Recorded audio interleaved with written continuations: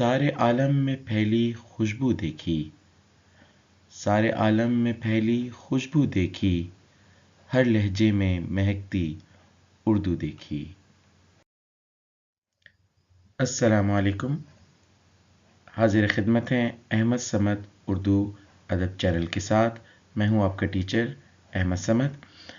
اگر اب تک آپ نے ہمارے اس چینل کو سبسکرائب نہیں کیا تو کائنڈلی اس کو سبسکرائب کیجئے، اس کو شیئر کیجئے۔ آج جس موضوع کا ہم نے انتخاب کیا ہے وہ ہے افسانہ۔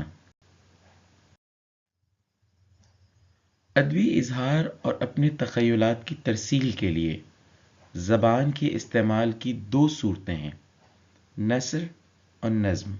ہم یہ بات پہلے بھی آپ کو بتا چکے ہیں کہ انسان اپنے مافی الضمیر کو بیان کرنے کے لیے دو ہی طریقے اختیار کرتا ہے۔ جو چیز نظم نہیں ہوتی وہ نثر ہوتی ہے، یعنی جو چیز شاعری کی صورت میں نہیں ہوگی، جو جملوں کی صورت میں پائی جائے گی وہ نثر ہوگی۔ نثر کے لغوی معنی بکھیرنے کے ہیں، مگر اصطلاح میں اس کلام کو نثر کہتے ہیں جو برخلاف نظم ہو۔ نثر لکھنے والے کو نثر نگار کہا جاتا ہے۔ نثر کی مختلف قسمیں ہیں جو اردو ادب میں مختلف ناموں سے پہچانی جاتی ہیں: داستان، ناول، افسانہ، ڈرامہ، انشائیہ، سفرنامہ، مکتوب نگاری، سوانح نگاری، ترجمہ نگاری، خاکہ نگاری، تنقید، تبصرہ، رپورٹ، مقالہ، طنز و مزاح وغیرہ وغیرہ۔ یہ تمام جو بھی آپ کے سامنے میں نے اقسام پڑھی ہیں، یہ ساری کی ساری نثر کی اقسام ہیں۔ ان میں سے جس کا آج ہم نے انتخاب کیا ہے وہ ہے افسانہ۔ انشا کسی عنوان کے تحت ہلکے پھلکے انداز میں اپنے خیالات، تجربات، احساسات کو خوبصورت انداز سے شگفتہ انداز میں پیش کرنا انشائیہ کہلاتا ہے۔ یعنی اگر انگریزی میں کہوں تو کریٹیو رائٹنگ، اسے مضمون ایسے بھی کہا جا سکتا ہے۔ انشا پرداز اپنے انشائیے میں اپنی علمیت، افکار، مسائل کو تخلیقی طور پر اس طرح پیش کرتا ہے جس میں ادبی چاشنی، وہ مٹھاس، وہ خوبصورتی، وہ تاثر اور وہ مزاج ہو، جسے پڑھ کر قاری ذہنی آسودگی یعنی ذہنی سکون حاصل کر سکے، اپنے ادب کی تسکین حاصل کر سکے، قلبی مسرت محسوس کرتا ہو۔ سر سید احمد خان، محمد حسین آزاد، علامہ راشد الخیری، سجاد حیدر یلدرم، احمد شاہ پطرس بخاری، خواجہ حسن نظامی، مرزا فرحت اللہ بیگ، یہ وہ تمام بڑے بڑے نام ہیں جو ایک بڑے انشا پرداز تھے۔ سر سید احمد خان نے اپنے مضامین کے ذریعے سے قوم کی اصلاح کا بیڑا اٹھایا۔ محمد حسین آزاد، جنہیں آقائے اردو کے نام سے جانا جاتا ہے، آپ انشا پردازی کے اندر ایک بہت بڑا مقام رکھتے ہیں۔ آپ اردو کے بہترین انشا پرداز اور اردو کے بہترین تمثیل نگار جو ہے مانے جاتے ہیں۔ علامہ راشد الخیری، جنہوں نے عورتوں کی تحریک میں بڑھ چڑھ کر حصہ لیا اور ان کے حقوق دلانے کے تحریکوں میں سر فہرست آپ کا نام رہا ہمیشہ۔ آپ نے اس سلسلے میں بے شمار کہانیاں عورتوں اور بچیوں جن کے اوپر مظالم ہوتے رہے، ان کو آپ نے اپنی کہانیوں ہی کے ذریعے سے، دراصل آپ نے افسانے ہی لکھے۔ سجاد حیدر یلدرم، جنہوں نے رومانوی افسانوں کی جو ہے وہ ایک تاریخ رقم کی ہے، اور سجاد حیدر یلدرم جو ہے وہ اردو افسانہ نگاری کے اندر اپنا نام سر فہرست پر ان کا نام آتا ہے کہ جنہوں نے اردو کے اندر افسانہ نگاری کی ابتدا کی تھی۔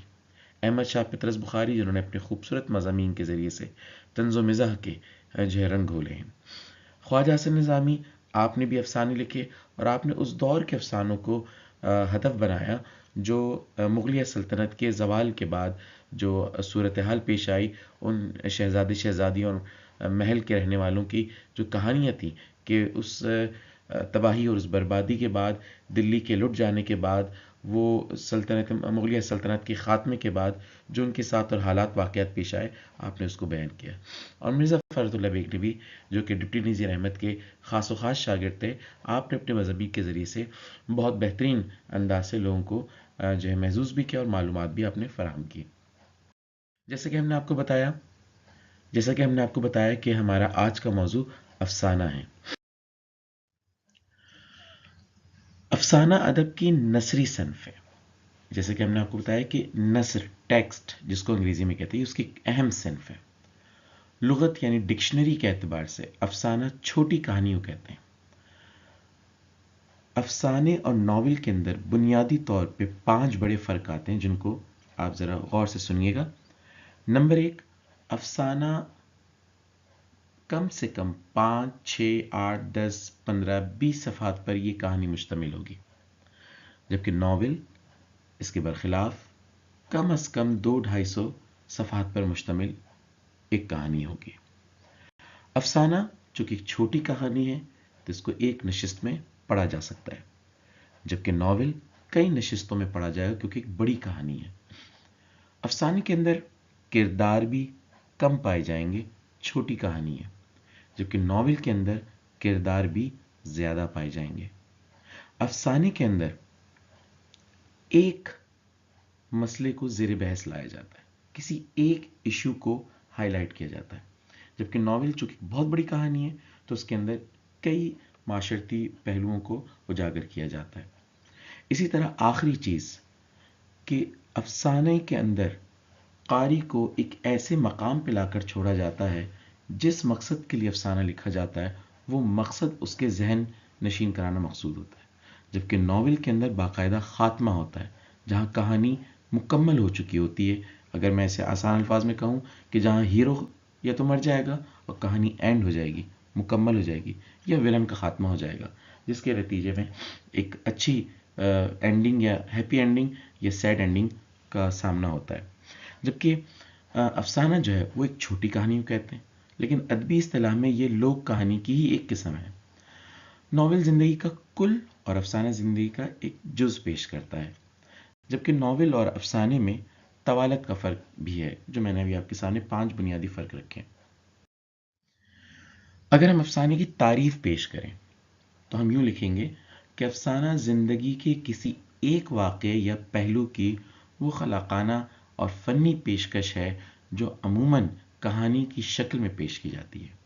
ایسی تحریر جس میں اختصار اور اعجاز بنیادی حیثیت رکھتے ہیں، یعنی بہت اختصار کے ساتھ کم کر کے چھوٹی کہانی پیش کی جائے، جس میں وحدت تاثر اس کی سب سے اہم خصوصیت ہے، یعنی ایک تاثر، وحدت تاثر، آپ نے ایک ایشو کو ہائی لائٹ کرنا ہے۔ افسانہ اور کہانی کے دیگر اصناف میں فرق کیا ہے؟ داستان، ناول، ڈرامہ اور افسانہ بنیادی طور پر کہانی ہونے کے باوجود ٹیکنیک کے اصول اور قواعد کے اعتبار سے ایک دوسرے سے مختلف ہیں۔ مثلا داستان میں تخیل یعنی امیجنیشن اور تصور کی رنگینی، یعنی بعض دفعہ اس کے اندر جو ہے وہ ایسی چیزیں بھی ہو جاتی ہیں جو حقیقت کے اندر نہیں ہو سکتی۔ ڈرامے میں کوئی نہ کوئی کشمکش، ہر قسط کے اندر کوئی ایک نئی کیفیت پائی جاتی ہے۔ ناول میں زندگی کی وسعت اور گہرائی، اور افسانے میں موضوع کی اکائی۔ یہ امتیازی اور انفرادی خصوصیت ہے افسانے کو دیگر تمام اصناف ادب سے۔ وحدت تاثر یہی افسانے کی سب سے بڑی خاصیت ہے۔ افسانہ دوسری طرح کی کہانیوں سے اسی لحاظ سے منفرد اور ممتاز ہے کہ اس میں واضح طور پر کسی ایک چیز کی ترجمانی اور مصوری ہوتی ہے۔ ایک کردار، ایک واقعہ، ایک ذہنی کیفیت، ایک جذبہ، ایک مقصد، مختصر یہ کہ افسانے میں جو کچھ بھی ہو ایک ہو۔ افسانے کی یہ خاصیت کہ یہ اپنے اختتام پر قاری کے ذہن پر واحد تاثر قائم کرتا ہے، وحدت تاثر کہلاتی ہے۔ یقیناً آپ کو ہماری یہ آج کی جو لیکچر ہے آپ کو پسند آیا ہوگا۔ اگر آپ نے اب تک ہمارے چینل کو سبسکرائب نہیں کیا، آپ اس کو سبسکرائب کیجئے، اس کو شیئر کیجئے، صدقہ جاریہ کے طور پہ ہمارا چینل احمد صمد اردو ادب چینل اپنے SMS کے ذریعے سے، اپنے میسیجز کے ذریعے سے، اپنے کمنٹس کے ذریعے سے ہمیں بتائیے گا آپ کو ہمارا چینل کیسا لگا، اور ساتھ میں یہ کہ اگر اس میں کوئی اصلاح کی گنجائش بھی ہو وہ بھی بتائیے۔ اور آخری چیز، آپ اگر مزید کوئی سوالات چاہتے ہیں تو اپنے سوالات بھی شامل کیجئے، انشاءاللہ تعالی اس کی تشفی بھی کریں گے۔ وآخر دعوانا ان الحمد للہ رب العالمین۔